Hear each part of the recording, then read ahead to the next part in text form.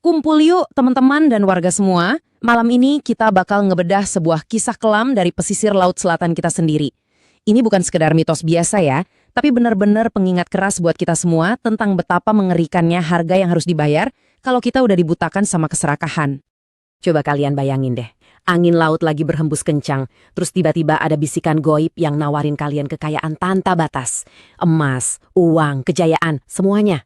Tapi, ada tapinya nih. Sanggup nggak sih kalian numbalin nyawa orang yang paling kalian sayang demi dapatin itu semua? Nah, mari kita telusuri dari mana sebenarnya asal-muasal kutukan ngeri ini. Oke, kita masuk ke bagian pertama, Permata Samudra. Cerita ini mulainya udah lama banget, jauh di dalam istana gaib super megah di dasar laut yang sering kita sebut Keraton Segara Kidul. Disinilah tinggal sosok Nyai Blorong. Dia ini putri kesayangannya Kanjeng Ratu Kidul, dan cantiknya tuh bener-bener luar biasa. Paripurna banget lah pokoknya. Dia hidup tenang, damai, bergelimang kemewahan di antara terumbu karang yang nyala dalam gelap. Semuanya sempurna, sampai ada satu tamu arogan yang datang ngacak-ngacak kedamaian itu. Lanjut ke bagian kedua, pertempuran cinta. Di sini kita bakal lihat gimana ilusi kedamaian sang putri langsung hancur berantakan gara-gara ego seorang penguasa yang terluka. Jadi gini, tiba-tiba datanglah Prabu Dewa Mangkar. Dia ini penguasa Laut Jawa yang sakti mandraguna. Tapi sayangnya sombong luar biasa. Dengan pedenya dia nuntut supaya Nyai Blorong mau jadi istrinya. Tapi tebak, sang putri dengan berani nolak dia mentah-mentah. Nyai Blorong ternyata lebih milih pria fana, manusia biasa dari Limbangan yang namanya Teja Arum. Nyai Blorong bilang gini ke si Prabu yang congkak itu, "Hamba nggak bisa nerima lamaran ini. Karena hati hamba udah jadi milik orang lain." Wah, berani banget kan? Tapi sayangnya, lewat kejujuran ini tanpa sadar dia malah mancing badai dendam yang bakal langsung ngehajar cowok yang dia sayang. Bener aja kan? Tragedi langsung beruntun terjadi. Dewa Mangkar yang ngamuk gara-gara ditolak, langsung ngebunuh Teja Arum dengan brutal pakai trisula gaibnya. Tapi, Kanjeng Ratu Kidul nggak tinggal diam. Dia pakai air kehidupan buat ngebangkitin Teja Arum lagi, tapi kali ini sebagai pangeran laut abadi. Nah, dari sini nih panggung bentrokan dahsyat mulai disiapkan. Terjadilah duel maut antar dua kekuatan raksasa. Sihir hitam penghancur milik Dewa Mangkar diadu sama sihir petir mematikan punya Teja Arum. Singkat cerita, Teja Arum berhasil menang di pertarungan yang bikin seluruh samudra bergetar ini. Tapi sayangnya, ada harga mahal yang dibayar. Sisa energi hitam dari Dewa Mangkar kena ke wajah Teja Arum dan langsung hancurin ketampanan sang pahlawan seketika. Bener-bener hancur lebur. Sekarang kita masuk ke bagian ketiga, kutukan ular tragis.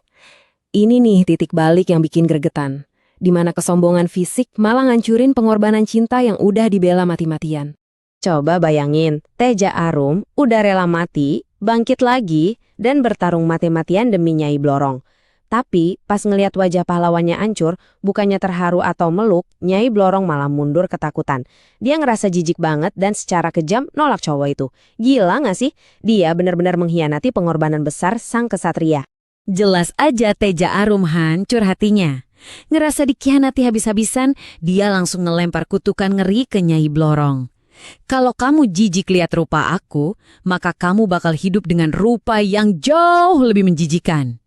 Habis ngomong gitu, Teja Arum langsung ngilang selamanya ke dasar Selat Bali yang gelap. Dan detik itu juga, kutukannya langsung bekerja. Kaki indah sang putri dengan paksa menyatu, berubah jadi ekor ular raksasa yang panjang, bersisik dan hitam legam. Nyai Blorong yang tadinya cantik jelita, seketika berubah jadi monster mengerikan, setengah manusia, setengah ular. Dia terperangkap selamanya di wujud yang dia sendiri pasti benci banget. Nah, kita sampai di bagian 4, harga keserakahan. Disinilah rasa sakit hati sang putri berevolusi jadi sihir gelap pembawa petaka yang masih mengantui pesisir kita sampai sekarang.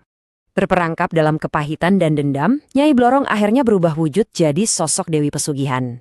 Kalian pasti udah gak asing kan sama istilah ini? Pesugihan itu perjanjian goib yang kelam banget. Nyai Blorong mulai ngabulin permohonan harta manusia, tapi dia memanfaatkan keputusasaan dan keserakahan mereka, semata-mata buat nyari tumbal. Contoh nyatanya nih, ada seorang saudagar pesisir namanya Ki Jagat. Hartanya habis, kapalnya tenggelam, utangnya numpuk di mana-mana. Karena udah bener-bener putus asa dan gelap mata, dia nekat datang ke pantai selatan buat mohon-mohon kekayaan ke sang putri ular terkutuk. Nyai Blorong datang ngerespons panggilannya. Tapi jangan harap dia minta sesajen kembang atau kemenyan murahan. Syaratnya ekstrim banget. Dia bilang, aku nggak butuh bunga atau kemenyan. Aku minta nyawa anak perempuanmu. Kalian bisa lihat kan, gilanya tawaran ini. Di satu sisi, Ki Jagat dijanjikan emas tanpa batas dan armada kapal yang berjaya lagi. Tapi di sisi lain, harganya adalah nyawa darah dagingnya sendiri.